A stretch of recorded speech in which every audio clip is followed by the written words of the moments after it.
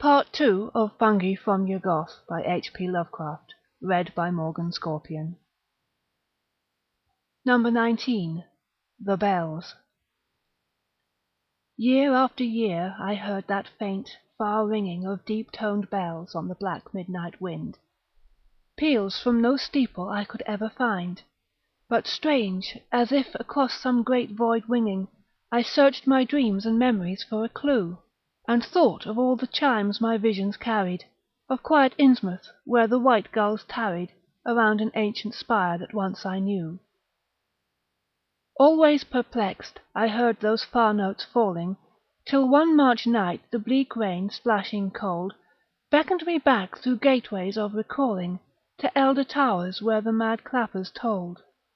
They tolled, but from the sunless tides that pour through sunken valleys on the sea's dead floor.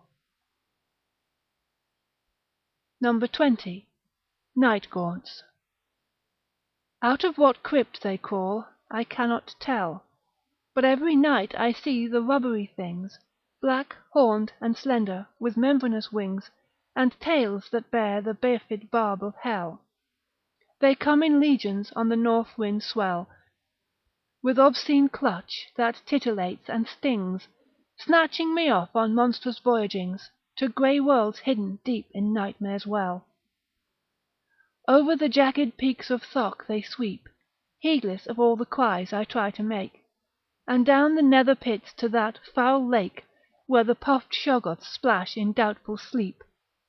But oh, if only they would make some sound, or wear a face where faces should be found. Number 21. Nyarlathotep. And at the last from inner Egypt came the strange dark one to whom the fellahs bowed, silent and lean and cryptically proud, and wrapped in fabrics red as sunset flame. Throngs pressed around, frantic for his commands, but leaving could not tell what they had heard, while through the nation spread the awestruck word, that wild beasts followed him, and licked his hands. Soon from the sea a noxious birth began, forgotten lands with weedy spires of gold. The ground was cleft, and mad auroras rolled down on the quaking citadels of man. Then, crushing what he chanced to mould in play, the idiot chaos blew earth's dust away. Number 22. Azathoth. Out in the mindless void the demon bore me, past the bright clusters of dimension space, till neither time nor matter stretched before me, but only chaos without form or place.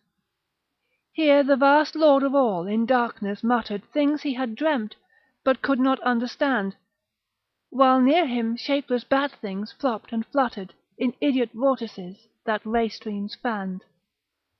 They danced insanely to the high, thin whining of a cracked flute clutched in a monstrous paw, whence flow the aimless waves whose chance combining gives each frail cosmos its eternal law. I am his messenger, the demon said, as in contempt he struck his master's head. Number 23. I do not know if it ever existed, that lost world floating dimly on time's stream, and yet I see it often, violet-misted, and shimmering at the back of some vague dream. There were strange towers and curious lapping rivers, labyrinths of wonder, and low vaults of light, and bow-crossed skies of flame, like that which quivers wistfully just before a winter's night. Great moors led off to sedgy shores unpeopled, where vast birds wheeled, while on a wind-swept hill there was a village, ancient and white-steepled, with evening chimes for which I listen still. I do not know what land it is, or dare ask when or why I was, or will be there.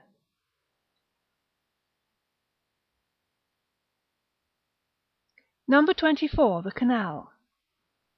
Somewhere in dream there is an evil place, where tall deserted buildings crowd along a deep black narrow channel, reeking strong of frightful things whence oily currents race. Lanes with old walls half meeting overhead wind off to streets one may or may not know, and feeble moonlight sheds a spectral glow over long rows of windows, dark and dead. There are no footfalls, and the one soft sound is of the oily water as it glides under stone bridges, and along the sides of its deep flume, to some vague ocean bound. None lives to tell when that stream washed away its dream-lost region from the world of clay. No. 25. St. Toad's. "Beware St. Toad's cracked chimes!" I heard him scream, as I plunged into those mad lanes that wind in labyrinths obscure and undefined, south of the river where old centuries dream. He was a furtive figure, bent and ragged, and in a flash had staggered out of sight, so still I burrowed onward in the night, toward where more rooflines rose, malign and jagged. No guide-book told of what was lurking here, but now I heard another old man shriek, "Beware St. Toad's cracked chimes!" And growing weak I paused when a third greybeard croaked in fear, "Beware St. Toad's cracked chimes!" Aghast I fled, till suddenly that black spire loomed ahead. No. 26. The Familiars. John Whately lived about a mile from town, up where the hills began to huddle thick. We never thought his wits were very quick, seeing the way he let his farm run down. He used to waste his time on some queer books he'd found around the attic of his place, till funny lines got creased into his face, and folks all said they didn't like his looks. When he began those night howls, we declared he'd better be locked up away from harm, so 3 men from the Aylesbury town farm went for him, but came back alone and scared. They'd found him talking to 2 crouching things, that at their step flew off on great black wings. No. 27. The Elder Pharos. From Leng, where rocky peaks climb bleak and bare under cold stars obscure to human sight, there shoots at dusk a single beam of light, whose far blue rays make shepherds whine in prayer. They say, though none has been there, that it comes out of a pharos in a tower of stone, where the last Elder One lives on alone, talking to chaos with the beat of drums. The thing, they whisper, wears a silken mask of yellow, whose queer folds appear to hide a face not of this earth, though none dares ask just what those features are, which bulge inside. Many in man's first youth sought out that glow, but what they found, no one will ever know. No. 28. Expectancy. I cannot tell why some things hold for me a sense of unplumbed marvels to befall, or of a rift in the horizon's wall opening to worlds where only gods can be. There is a breathless, vague expectancy, as of vast ancient pomps I half recall, or wild adventures uncorporeal, ecstasy fraught, and as a daydream, free. It is in sunsets and strange city spires, old villages and woods and misty downs, south winds, the sea, low hills and lighted towns, old gardens, half-heard songs, and the moon's fires. But though its lure alone makes life worth living, none gains or guesses what it hints at giving.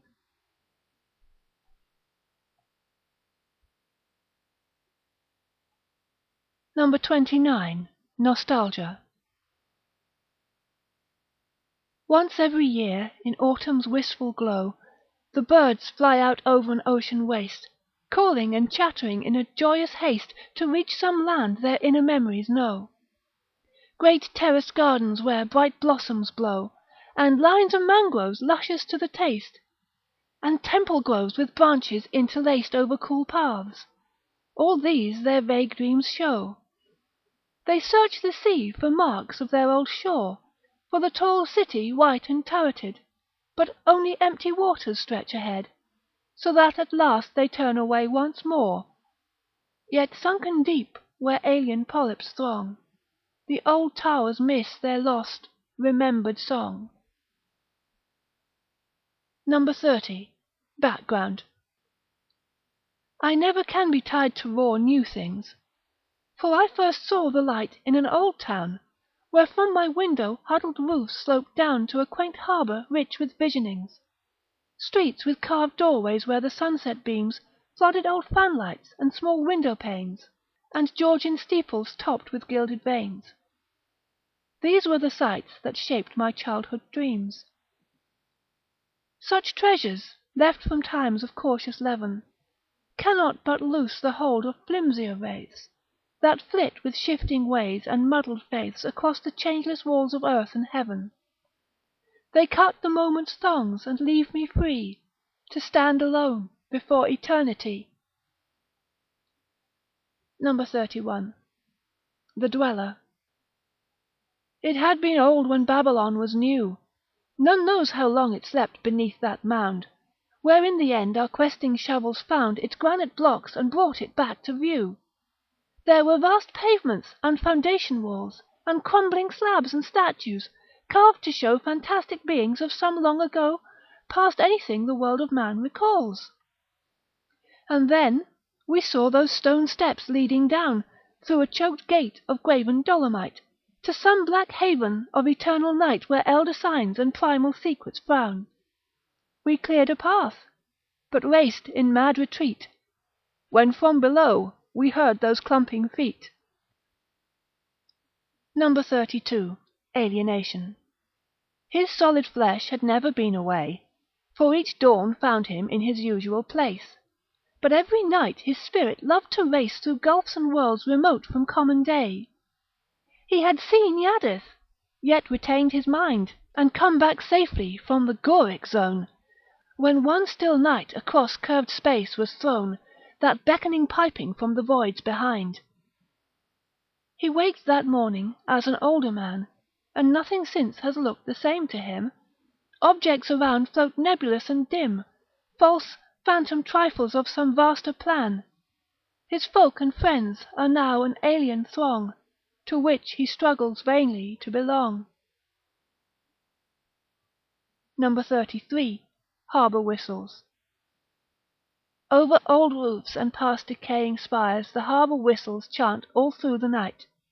Throats from strange ports, and beaches far and white, and fabulous oceans, ranged in motley choirs, each to the other alien and unknown, yet all, by some obscurely focused force, from brooding gulfs beyond the zodiac's course, fused into one mysterious cosmic drone.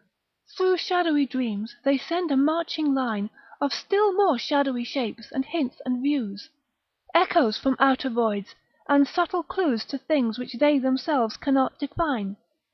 And always in that chorus, faintly blent, we catch some notes no earth ship ever sent.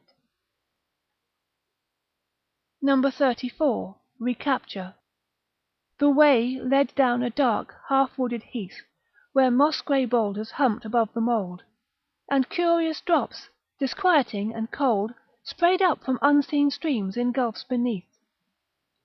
There was no wind, nor any trace of sound in puzzling shrub, or alien-featured tree, nor any view before, till suddenly straight in my path I saw a monstrous mound.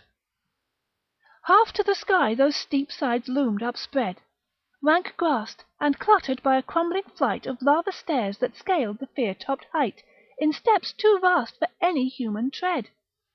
I shrieked, and knew what primal star and year had sucked me back from man's dream-transient sphere. 35. Evening Star.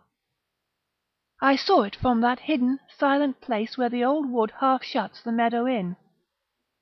It shone through all the sunset's glories, thin at first, but with a slowly brightening face. Night came, and that lone beacon, amber-hued, beat on my side as never it did of old. The evening star, but grown 1,000-fold more haunting in this hush and solitude.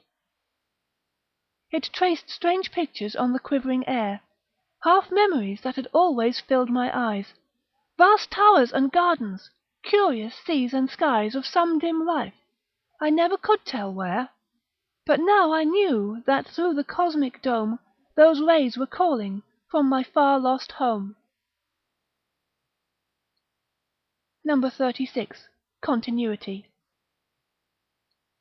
There is in certain ancient things a trace of some dim essence, more than form or weight, a tenuous ether, indeterminate, yet linked with all the laws of time and space, a faint, veiled sign of continuities that outward eyes can never quite descry, of locked dimensions harbouring years gone by, and out of reach except for hidden keys. It moves me most when slanting sunbeams glow on old farm buildings set against a hill, and paint with life the shapes which linger still from centuries less a dream than this we know. In that strange light I feel I am not far from the fixed mass whose sides the ages are. That was the end of Fungi from Yuggoth by H.P. Lovecraft. Sweet dreams, everyone.